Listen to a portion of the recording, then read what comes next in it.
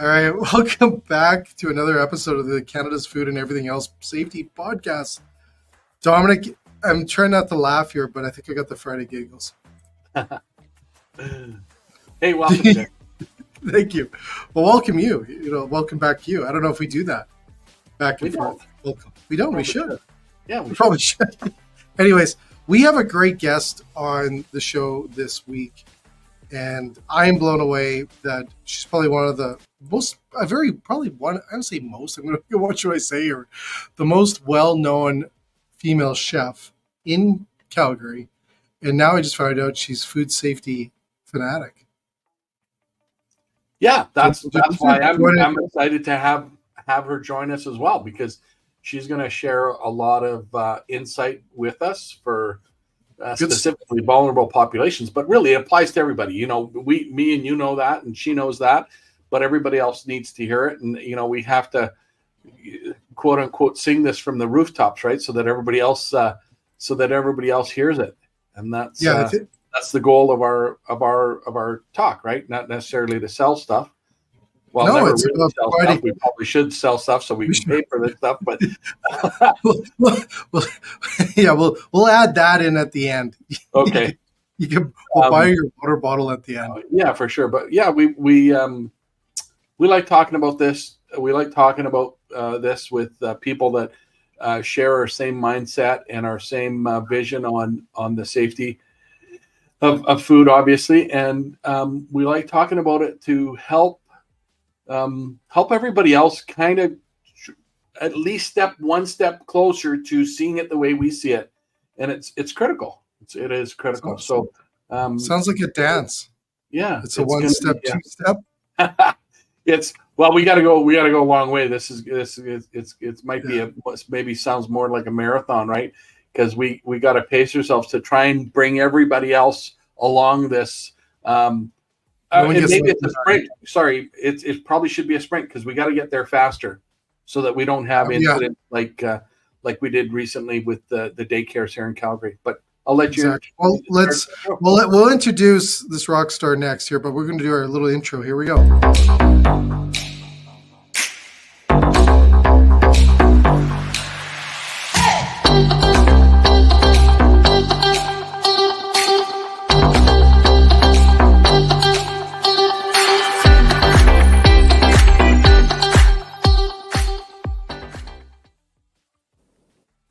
All right, welcome back to our episode.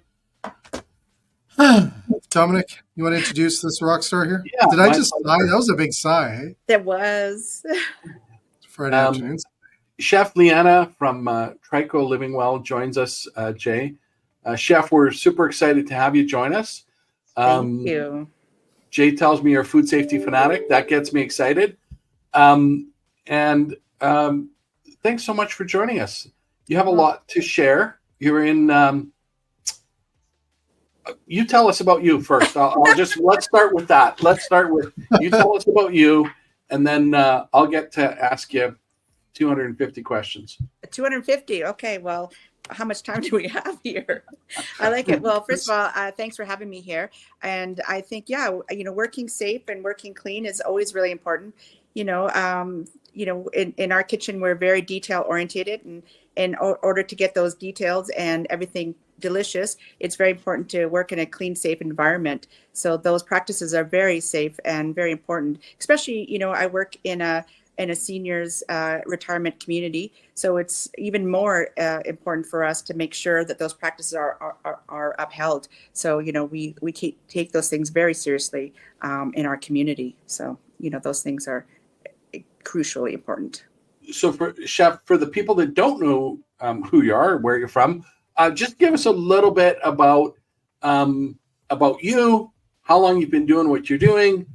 Sort of the 1 minute Chef Liana elevator speech origin story. Oh my gosh! I mean, wait. That's a good question for Google. That's so long.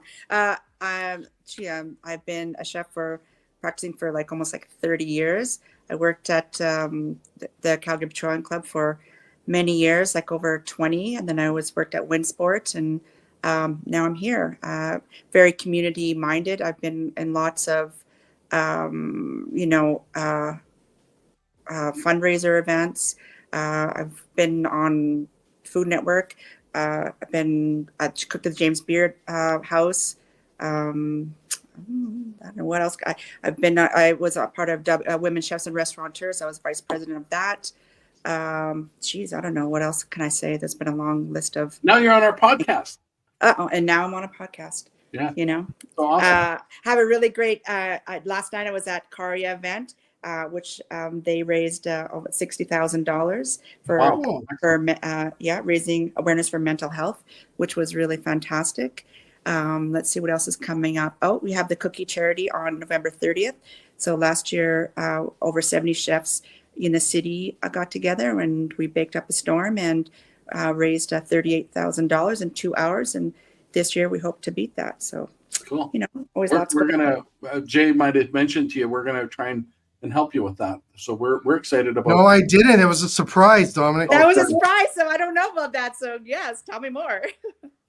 Well, we'll save it for after because okay. I got to talk to you about the logistics of it.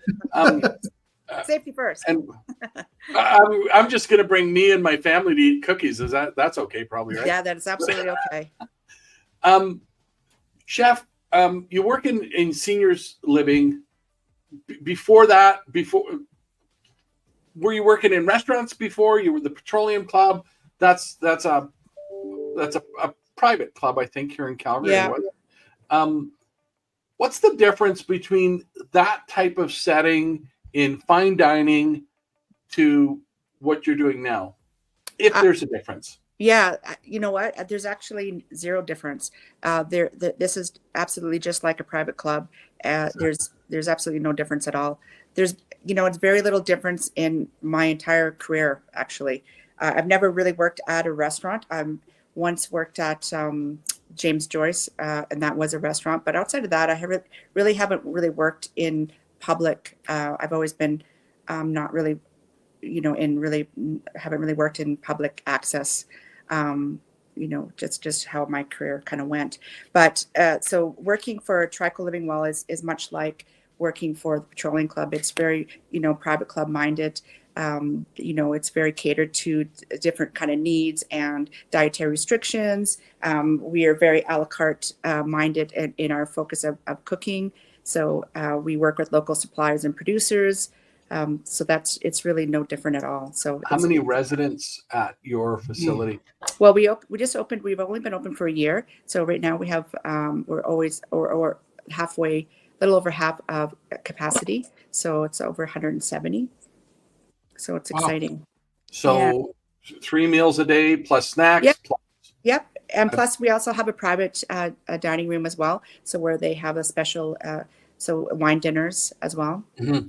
So which is very busy. A lot of meals every day. And how many staff work in the kitchen or in food service, let's say, not even in the kitchen? Like 30. Okay. So 30 staff, 170 residents, whatever that is, let's say 600 meals a day, plus snacks, plus private events. Yeah. But it's only 3 days a week, so it's okay, right? 3 days a week. No, it's 24. It's 7 days a week. 365 days, every day of the year. Any days, right? Right. And the people that are there, they're not leaving to go somewhere else very often. They're always there. And I appreciate the fact that you said that it's not really different. I would say that it's not different. Like you said, it's not different because you've always kind of been in this sort of private dining realm. But I'd also like to think that it's not from a food safety perspective. Is it different? No. Right. Exactly. Okay, that's beautiful. That's kind of what I wanted to hear. Because why should he's going to start crying? he's emotional today.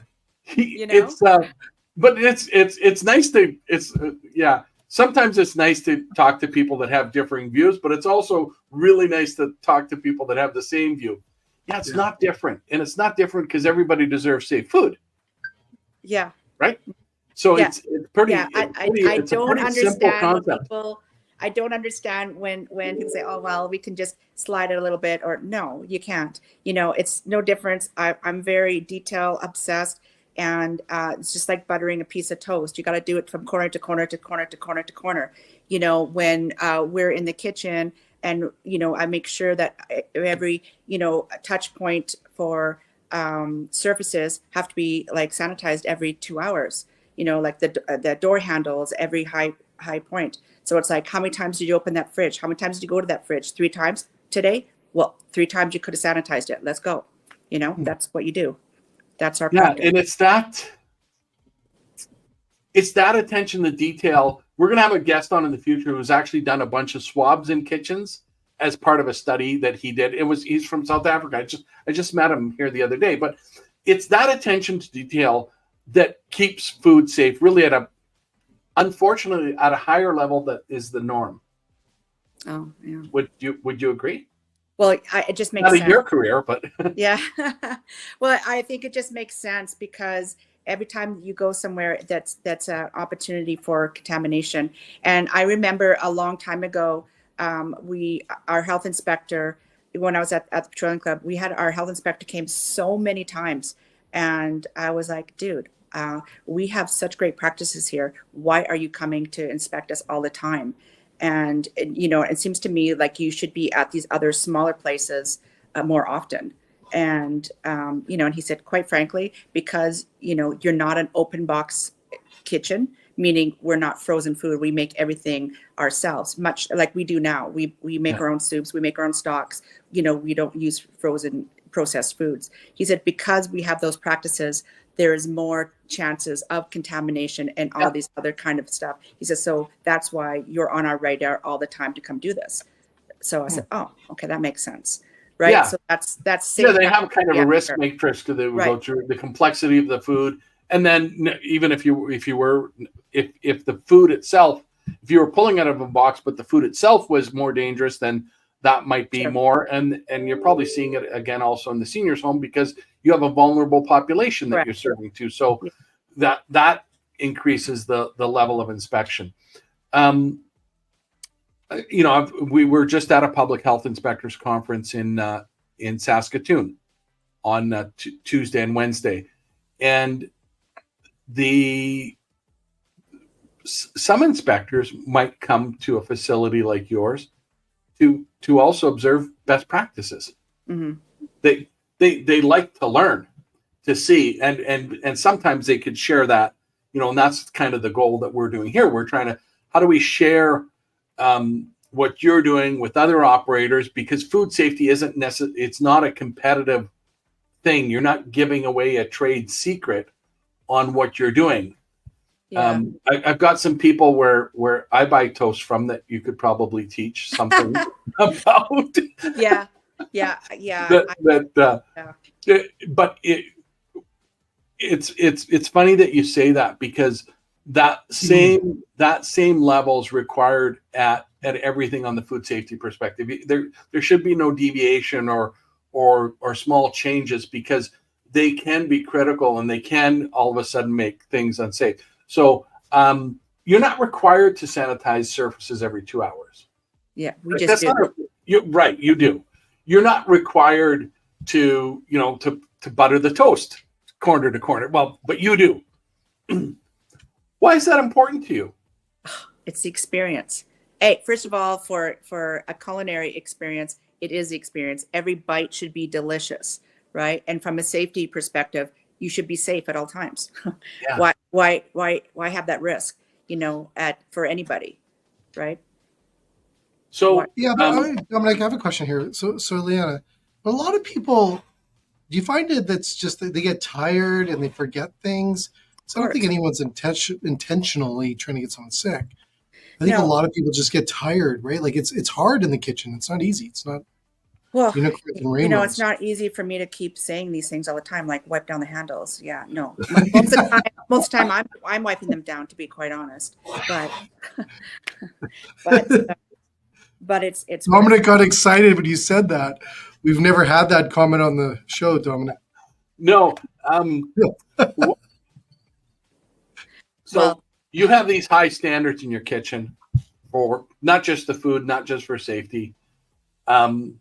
You probably have it around a respecting and treating each other right as well. You have a high standard, I'm sure. we think the same way. If your standard's low, people are going to rise up to that low standard, right? They're just that's where they're going to come to, and the standard and the expectation should always be a little bit higher than what's possible, because we need to continually strive and work towards something, because we're never really ever there in anything we do. That's evolution, right? We're just always stepping it up. Do you find it odd that here in Alberta and in most provinces, not everybody that works in the kitchen has to have training? Well, not every food handler has to have food safety training. We're a training company. That just blows my mind still to this day. You train everybody. Everybody's got certification in your kitchen, because that's the standard that either your company set or you set as the chef, to say everybody that's working in here has to have this. Yeah. You know what? There's lots of things that blow my mind in the food service. You know, it's like you could complain all day long about your eggs or steak not being cooked right, but you can't complain to your lawyer that, you know, I don't like the way you how much you're charging me. You know, like, is that fair? No. You know, I go to school for 4 years, you know, and I still get paid, you know, 1/8 of any other trade or any other professional. Is that fair? Absolutely not.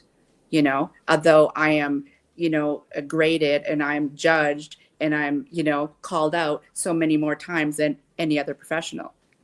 And I have to change my, you know, if someone doesn't like something, I have to change it. I have to remake. If I don't like something from the lawyer or something from my dentist or something from my doctor, they don't care at all. You have to just accept that.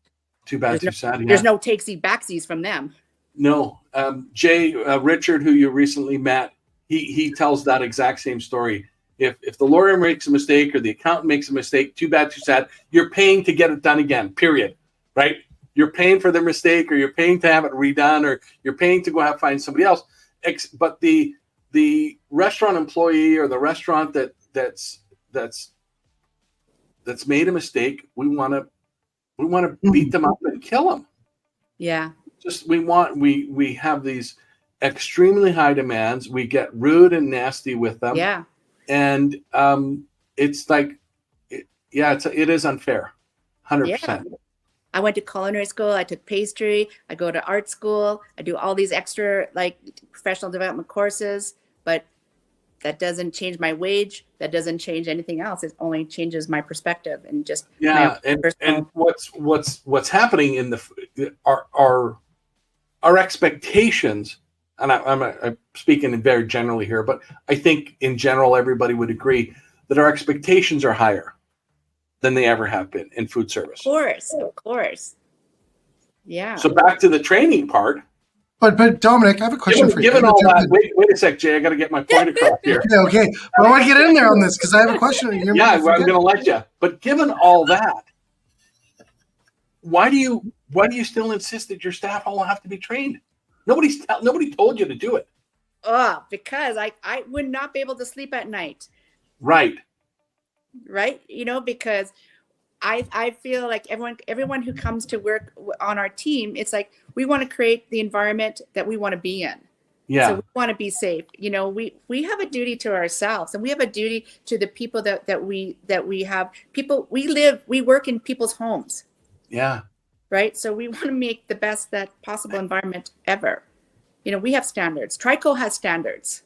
This is what's called the culture of food safety. We've put an actual module in our new course about culture, and it's not in your case, it's not just food safety. It's a kitchen culture that says, here's what our standard is. We're not going below this, right? Yeah.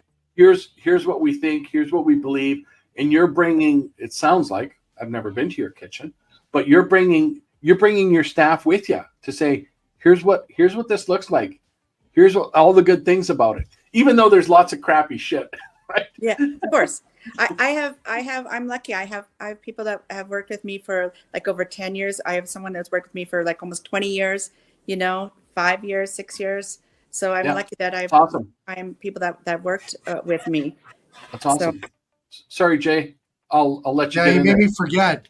No. We forget on it. Well, it was good because I think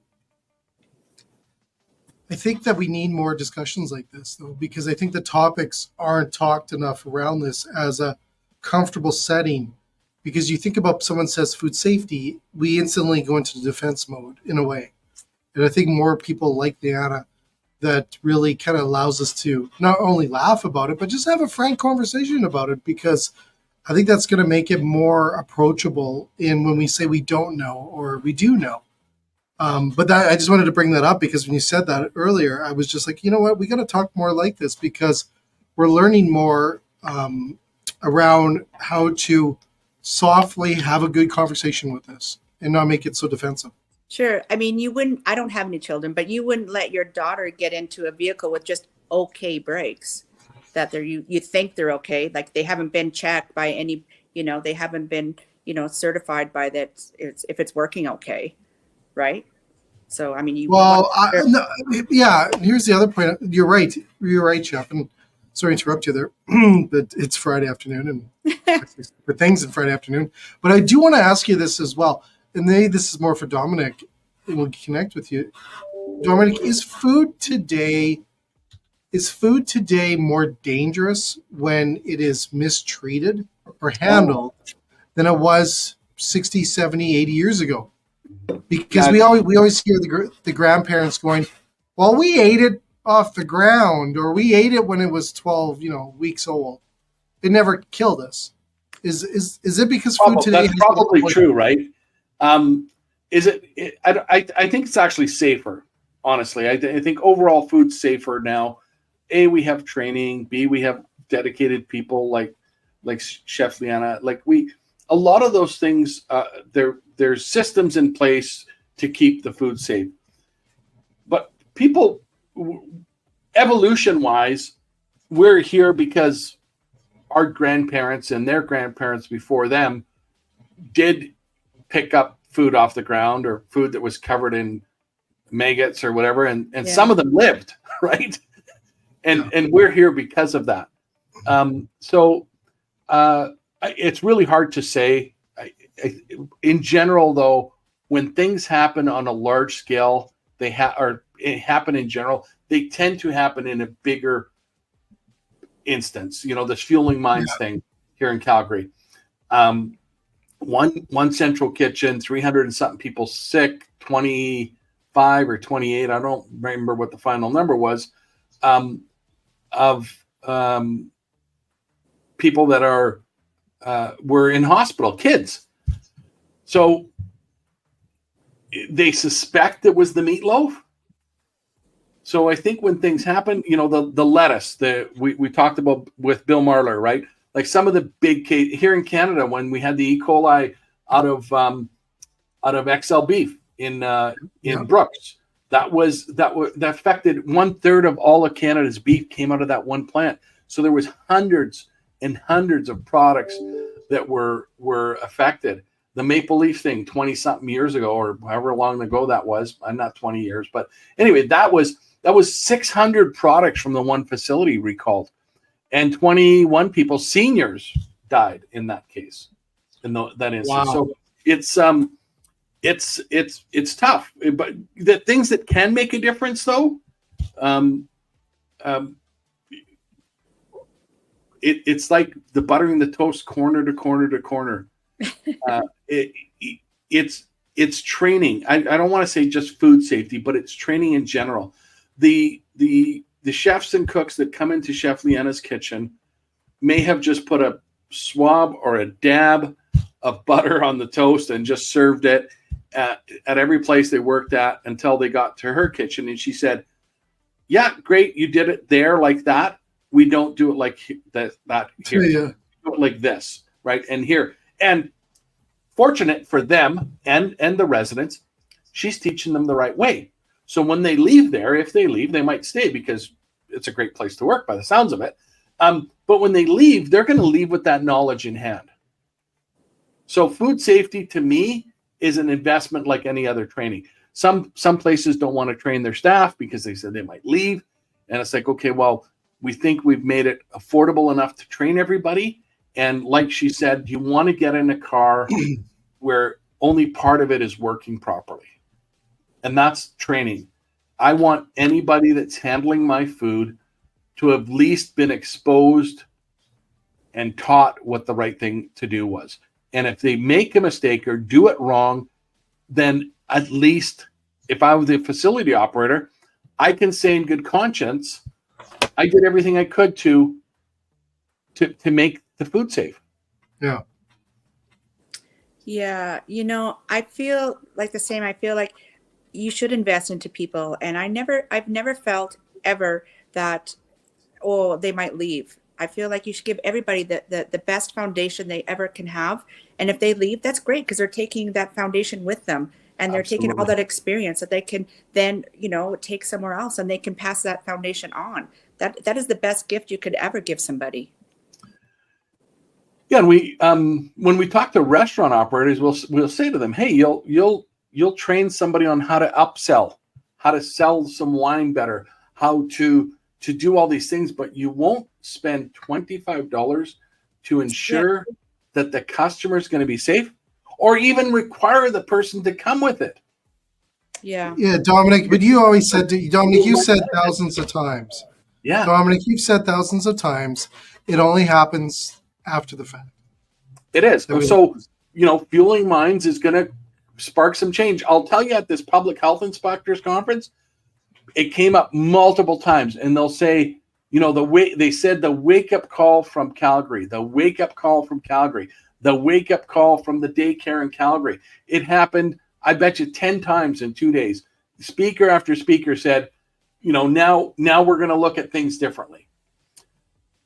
Wow. That sucks. That's really, Jay, when we talked to Bill Marler, like, we talked to him about his show Poisoned, and we talked to him about this Fueling Minds thing. And 100%. The one thing that came to me from, I don't know if you've seen that movie, Chef, the no. Poison. But no, I'm going to. Jay told me about it. I will. Bill Marler was a lawyer in the U.S. He sued Jack in the Box 20-something years ago. 4 kids died from E. coli. And at the end of that movie, he kind of said, well, he didn't kind of say, he said that he felt bad that this many years later, he was still talking about the same thing, because 20 years ago, when he sued Jack in the Box and won millions of dollars for those families and for the people that were sick, he thought that it was going to change things. And here he is 20 years later, and it's moved for sure, but here's Fueling Minds, right? There's 300 people sick. And he was like, and in his movie, he kind of said that. And what I left with that was, I was sad. I was sad that really this many years later, we're still talking about some of these things that can be easily fixed. Like, training's part of it. But it's only part of it. The other part of it is committed chefs like you, who say, it's important to me, so it's going to be important to you. Yeah. The other part of it that's still missing is the companies that look at this as not, I'm investing $1,000, and if they invest $1,000 with us, they can train 50 people. But not that I'm investing this much money to make all these people safe. They look at it as, I'm spending $1,000 they don't need to, because nobody's telling me to spend it. And that's just still wrong to me. So when the company commits to it, when a chef commits to it, when the employee commits to it, when corporations, commit to it and say, hey, we're all here to try and help. We've done our small part in trying to say, we understand that cost is a big, big factor, and we needed to lower the cost. And we worked at that really hard to do that, to lower the cost by probably 80% compared to some of our competitors, to make it affordable, and understanding that the food service industry is not like many other industries. Like you said, Chef, right? You only make so much money. If we were saying this to a lawyer, well, $1,000 training would be nothing to them. They'd be, that's whippy-doo. I can charge, 15 more minutes to 3 or 4 clients, and I'm going to get that back. Yeah. So true. the training is part of it. The commitment from the operators and the managers and supervisors is part of it. The consumer, I think, has a part to play. Chef, thoughts?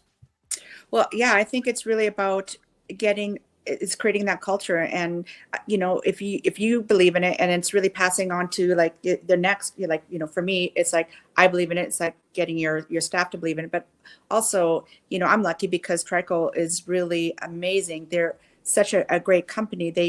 They're people over profit. So they really believe in people's safety 100%. So they already are bought into everybody's safety and health safety. Can I ask something about Trico here? And I'm gonna suggest something. You can tell me if I'm right or wrong. Okay. They're home builders, right? Land developers, but home builders primarily, correct? Yeah. Workplace safety in home building is a big deal. Of course. Is that correct? Yeah. My experience in the past is when you have a company that's involved. Do you remember I was talking to you about the grocer? Yeah. This is exactly the same thing. Where I have another gentleman on in a couple of weeks who's from another place like that, where the mothership is kind of a builder. Safety as a culture is ingrained in that industry. Probably if you went back 50 years, it probably wasn't like that. Yeah. And I think workers' compensation and lawsuits forced, Trico has it by default because they're there now, right? But I bet you if you went back 50 years, that you would have seen a lot less of that culture. Is that fair to say? Yeah, I'm sure that is fair to say, but that's how they started their business, and now they're in their 31st year, and that's how they built their foundation on trust and respect and community. So that's really how they. And it's when people operate in that environment, it's so easy to do, isn't it? Like it's just like you're not fighting anybody to. If you said, "Hey, I need this to do something more safely," they're going to be behind you 100%. Yeah, I think. 100%. I don't know. Maybe I'm speaking wrong here, but no, I'm positive that so. if you said you needed something to make this, or you're going to switch this because it's going to be safer, they're going to be behind you. I've never once had any issues. I mean, even with my work chair, I'm like, well, this doesn't feel good. I had a new chair the next day. It was never an issue. Yeah, and that's is everybody going to be like that? Probably not, right? It's just they're not. But having standards and having commitment. When we audit HACCP plans, management commitment is one of the basic questions of auditing their food safety system. It's a question: is management committed to X? And even in a HACCP or a food safety plan, in that audit, they have to have a commitment statement actually written and signed by usually the CEO, but somebody in authority at the highest level that makes that commitment. Yeah. This is back to this whole culture, because you're trying to build understanding across all levels. You can't just play lip service to it. And I think sometimes when it comes to safety, that's what a lot of companies do. Yeah. You have no thought. You're thinking, Liana? Well, yeah. Well, that's not her experience, though. That's the thing, right? No, but sure. I wonder thoughts on this. That's not my experience now, but I've seen things, of course. People say they're going to do things, and then it's put aside and left to like later. We'll talk about it. It's in the budget, or we'll see what happens, and it never comes to fruition. For sure, I've seen those things, but I have to say, like, I am like super fortunate that has not been my experience. Now I have to say, now everything is done to the letter in my experience so far. 100%. Like, safety is first, and maybe that is because they're a home builder's background. So I have to say that's to my good fortune. But everything is done excellent. I mean, I get from even a nourishment standpoint. We work with organics. We work with local suppliers and producers. It's not like, oh, let's look at that food cost and let's, I don't even have that to worry about. It's pretty epic. So now, if you're flooded with applications tomorrow, what are your thoughts? Jay, sorry, did you have something? Nope. No. Chef, what are your thoughts on, without, we're not here to lay blame, we're just here to kind of analyze. What are your thoughts on the central kitchen in the daycare situation with this Fueling Minds? And okay, you know what? Jay had to tell me about that because I never watched the news ever. So, I really You're not the first person we've heard from about that. We're not. That, yeah. And that tells you something about what's going on in society, right? Yeah. Yeah. I really upset because,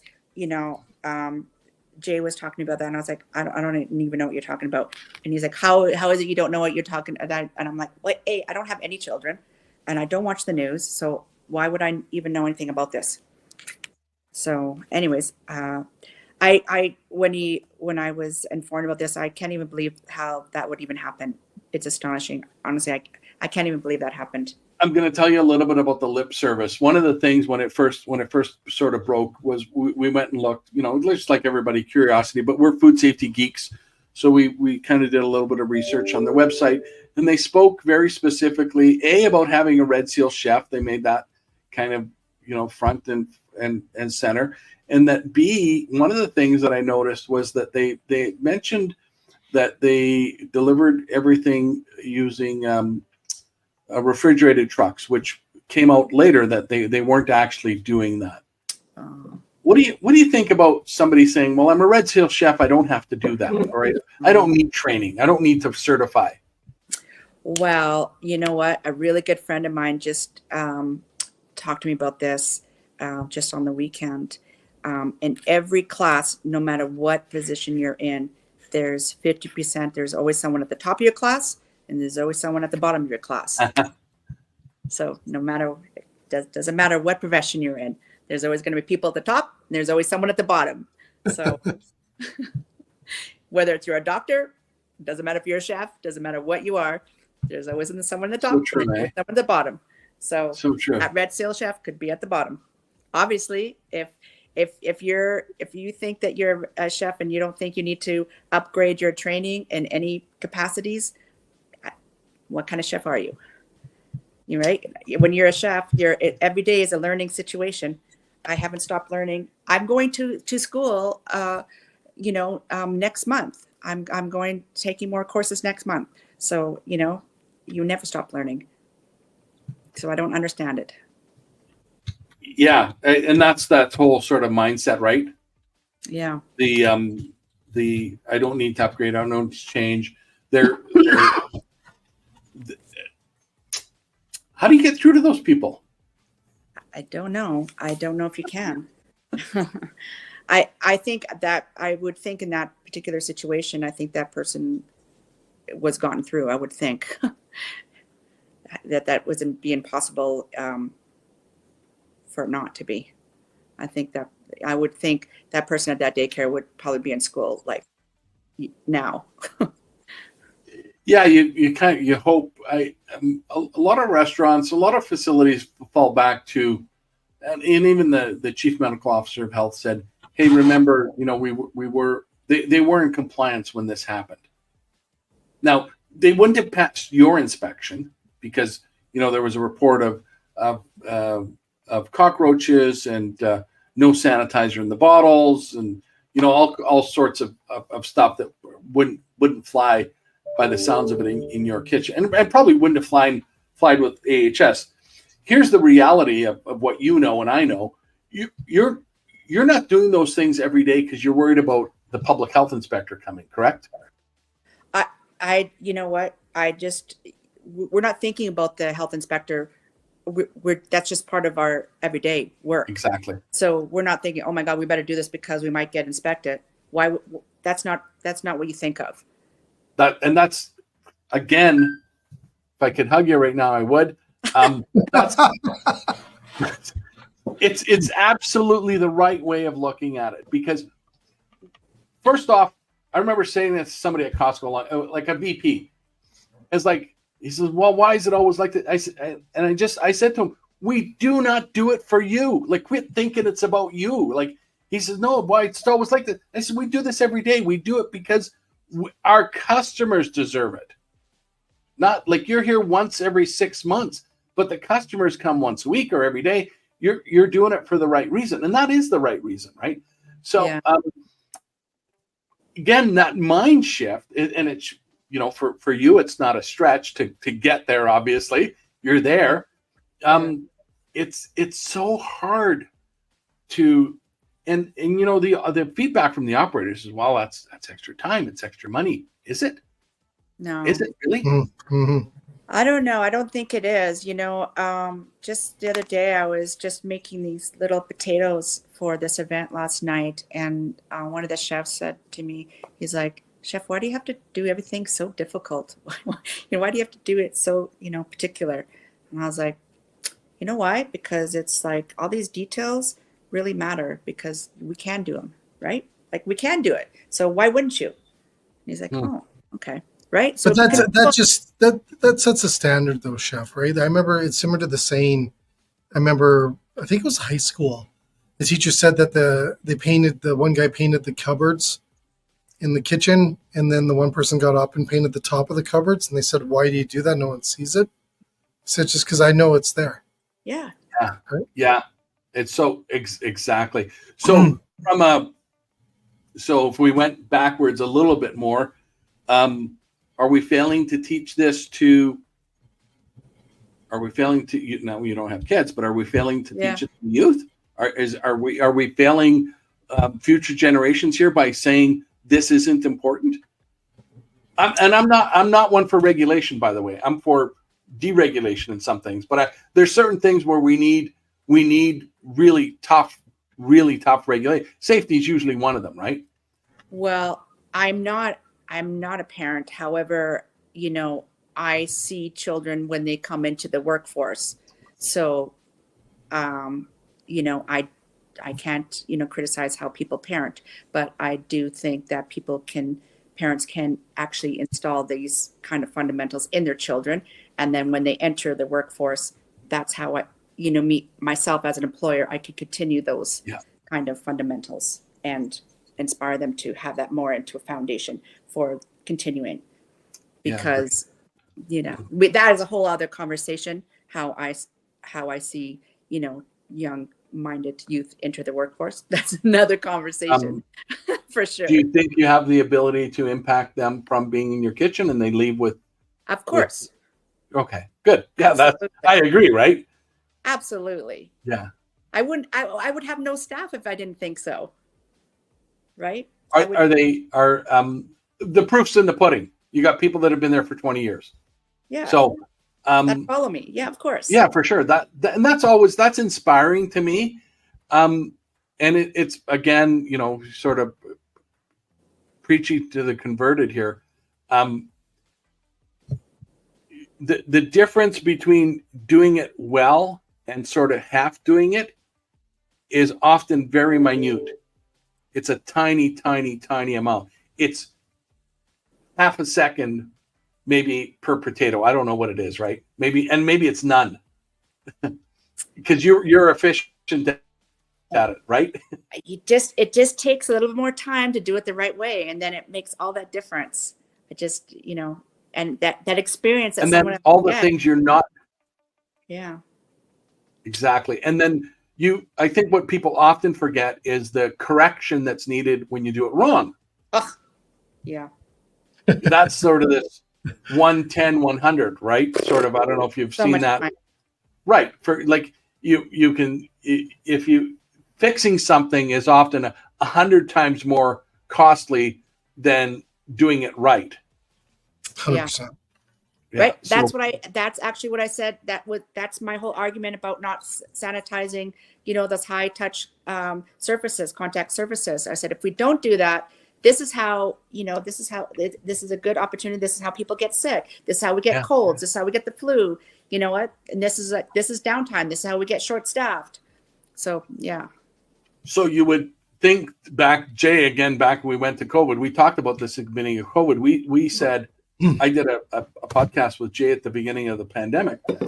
Restaurants were, in my mind, the best equipped to deal with the pandemic because they were doing a lot of these things already, which I still think is true.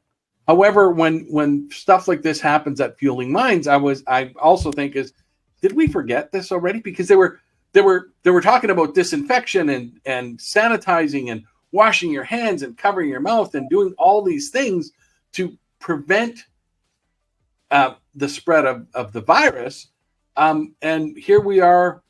I don't know, what did you say? Hep A in Edmonton yesterday, Jay? I don't know where. We don't want to say, but there was the Hep A incident. We had this Fueling Minds thing, and there's lots that's still happening every day. Part of it, I think, is cost pressures that restaurants are putting on themselves and are being put on them, not just being put on themselves. Nobody wants extra cost pressures, obviously.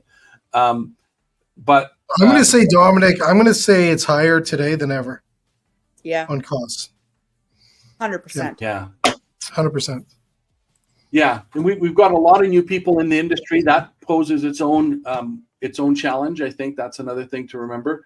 And Chef, would you, like an unscientific poll, who makes more mistakes, the new person or the seasoned person? You know what?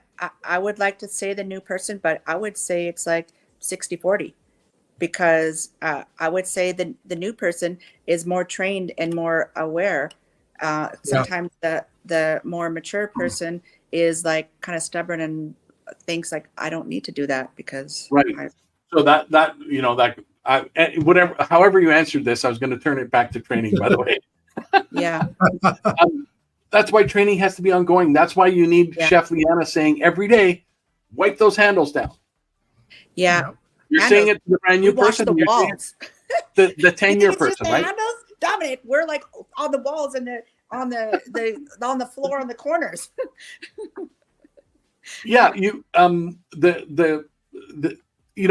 say it at the end of when I do in-person training. I say at the end, like, just you leave this course thinking you're all set to do, that you're going to be a rock star in food safety. This is only part of that, right? You need the supervision, you need the commitment, you need the right equipment, you need the right suppliers. There's a whole bunch of things that are going to go into making this safe. It's not just this course, because this course isn't enough. And the first thing would be, if you're committed to make it right, you've got every chance of success. There's tons of information out there. There's tons of seasoned leaders like yourself out there that you can reach out to. Now we have, 50 billion podcasts every day, 5 or 10 of them on food safety. But, there's lots and lots of information for somebody who wants to do it right. And there's lots of great places to go work at that want to do it right too. You don't have to work at a crappy place. Our maintenance manager, she's health and safety, and she is so good. She comes and does trainings on sanitation, and she's so good. She keeps everybody up to date all the time on new things all the time. She's so good. You would love her. It's awesome. It's awesome. It's awesome to hear. And Chef, congratulations and hats off to you for running such an awesome place. And shout out to Trico Living Well for believing in you, right? They hired an awesome person. Thanks. Or did you tell them they had to hire you? No, they didn't. You know what? I want to tell you this crazy, amazing story. Tell us. I know I met the founders, Wayne and Eleanor, when I work at the Petroleum Club, and then I moved to Winsport. And when I was at Winsport, they did their Christmas parties there, and then Wayne too had he just knew that I was the right person for this job, so he knew that I was going to be working here 4 years before he actually broke ground to this site. Wow. And then I was asked to come on as a consultant. And then I was asked to come on as an employee. So awesome. yeah, and then I said to his son, I'm like, and congratulations, right? Yeah, I was like, did your dad? He's like, he knew you were the person for this job. He said he knew that you were the right person. He said he only had you in mind. And I was like, what? I was like, that's crazy. So cool. Yeah. I said, your dad's a visionary. He said he sure is. Yeah. How cool is that? Yeah. Honestly, Trico is like incredible. The Wayne and Eleanor and Patrick, the son, they are like really incredible leaders. Yeah, and that's and you have success because of it, right? Mm-hmm. So you testament to them that you can do the right thing and still have a successful business. Like a lot of people say, well, no, yeah, you could do that, but it's going to cost you. Yeah. And you know what? Initially, it might. I'm sure the road's a little longer and harder for them because there's people that are shortcutting it and having immediate success. But I think time tells that businesses like where you're working and services like where you're working stand the test of time because they do it right. Yeah. And more importantly, they're doing it for the right reason. Yeah. Yeah. They choose people over profit, which is like pretty amazing in my book. But they benefit from it because here you are. I don't know how long you've been there, but they're and there's probably, if you went to their home building side, I'm sure they have 20-year employees. Oh, right. Yeah, they do. Over 20 years. They've been in business for 31 years. Wow. Yeah. Wow. I say to people, you know what, when it's Jay, somebody recently said, well, you guys are, you're this and this to us. And I said, yeah, but you weren't here in the early days, like when we were doing everything on our credit card and we were, we like there was a long road, even to our competitors trying to get us out of the business because we're doing it for less money. And it's like, well, you could get this much. Yeah, we can, but we want more people trained. We don't want more money. We're gonna succeed by having more people trained, which is going to help the industry. We give our course to high schools, chef, for $17, and they get 4 courses. They get WHMIS, respectful workplace, and allergen awareness. And it's because we want them to go into industry with those skills in hand, and it benefits them. It benefits the industry because they're coming to you with their certification in hand. Yeah. So it's good. It's kind of good for everybody, right? It's good for the school. It's good for the parents because the parents are excited that the school's helping them get a certification, right? So there's lots of benefits to, like you said, right? You're training them and they're going out with this in hand. And if they came back to you and I said thanks, that'd be awesome. And if they never did come back and never said anything, still awesome because you did the right thing, right? Yeah. Yeah. So and they I'm sure they learn chef skills the same way, right? Yeah. Which is cool. I think it's Jay. There's thousands of these stories out there that people don't know about, which is also sad to me. Well, it is. We only hear the negative, really. We have to have more positive stories like this. So, parting thoughts for young chefs, young leaders in kitchens. Well, I think it's, I think it's really good. I think the best advice is to get that foundation, right? A lot of people always think I don't need to education. They think that I'll just go work. And I think getting, practical experience, but I also think it's really important to get the actual, education, from SAIT or from any other kind of school. I think that's very important. And to get that safety training, those things are I think really critically, you can get the how-tos, but to know why you're getting it. I think that's really important. I'm very pro education personally. Yeah, me too. I the sort of lifelong learner mentality, that's kind of where I'm at. Not necessarily formal education, which I've thought about multiple times, but I think always improving yourself, or at least we've talked about this in many other things. Wait, do you say not formal education? Like no, formal is good. but for myself, not necessarily formal continued education. Going and taking... Dominic, we're going to have a throwdown right now. If you're going to say not formal education. No. I'm all for formal education. Okay. I'm all for people learning. We haven't had a fight on a podcast yet. We are gonna have it. No, I'm all for formal education, absolutely. But after that's done, just because you became a Red Seal chef 20 years ago, or you became an XYZ 20 years ago, why wouldn't you continue to want to learn what the newest, greatest, or worst things are? Never mind the greatest. You also need to go and learn about all the shitty stuff that's happening so you can prevent those mistakes. Yeah. I think you still have to keep growing, right? Absolutely. Growing is knowing. Yeah. So true. And it's hard, but in today's environment, it's critical that our industry looks at this even tougher and says we have to grow and learn. We have to evolve and we have to change, and we can't stick with what we did 20 years ago because that's what we learned 20 years ago. Why would you? We can't. Well, why would you? But here you see falter after falter after falter of fall down, and foodborne illness after foodborne illness because they're doing it the same way. Or they stopped doing it the right way. I mean, the horse and buggy was a good thing too, but then they got a car, Yeah. This analogy, chef, of course, and buggy. We have to keep getting that message out there. We need leaders like yourself, chef, to get out on every soapbox that's out there and build your own even.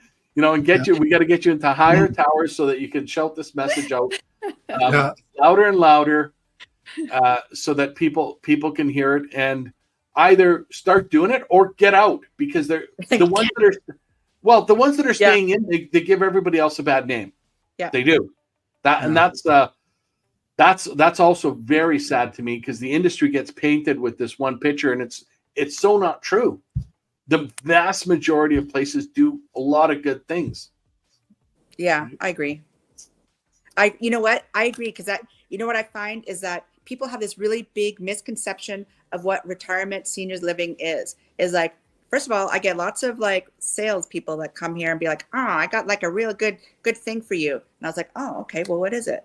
And it's like some bag of really overprocessed, not tasty, whatever. I don't even know what it is. And I'm like, not interested. Beat it.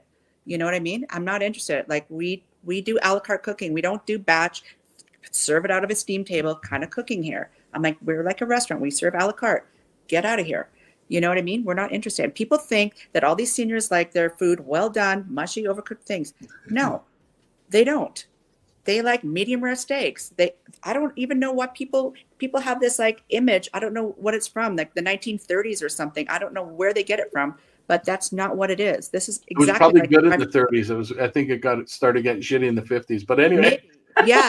But you're right. This came up at this public health inspectors conference, and they weren't talking specifically about a la carte dining, but they were talking about what they call country foods or traditional foods, indigenous foods, and why they have a regulation. You can't have game meat in Saskatchewan. It's like, why not? That makes no sense. They know it makes no sense. So they're trying to change that, right? To try and change to allow for these traditional foods that people grew up their whole lives eating, and then all of a sudden they're going to come into this sort of mass-produced stuff. So it's encouraging. Are you going to be there in about 25 years when I retire? Because that's maybe where I want to come to.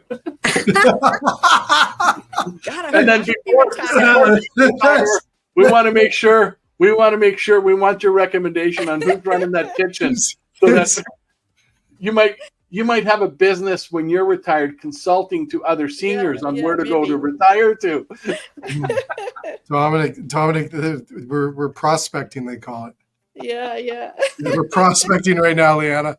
Okay, I like this moment is brought to you by Trico Living Well. Dominic's future home. I love it.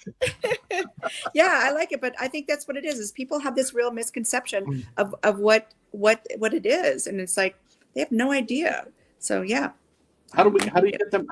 So this is part of getting that message out there. Not that we're here selling, for Trico Living Well, but well, I think it's a message part about of it is everything. It's about changing their perception about all those things. About health and safety, about all those things. They think at retirement living you have to be masked up and bringing their food on a some weirdo tray with a sippy cup. I don't know. That's not what it is. It drives me crazy. Well, I'm super glad you joined us. I'm really again, kudos to you and to Trico and to everything you do there. Thanks for joining us. Thanks for thinking the same things I think. But it's always encouraging to know that there's people out there that do the right thing because it's the right thing, and that have been doing it a long time and that are teaching that to the future leaders. Because if we let our standards continue to go the other way, the future is not bright. But no. This tells me that the future is bright, and it's not hard to be bright. It's not hard to make it look good. Yeah, that's a song. I think that should be a song. It's not hard to be right. Yeah, I think we got gold here. Yeah. Okay, cool. Sorry, yeah. Dominic. You were coming in with a good one, and I ruined it for you. Well, I appreciate being here, and it's a great conversation to have, and I appreciate all the thought. Yeah, and then when we get off here, we'll chat about the other thing.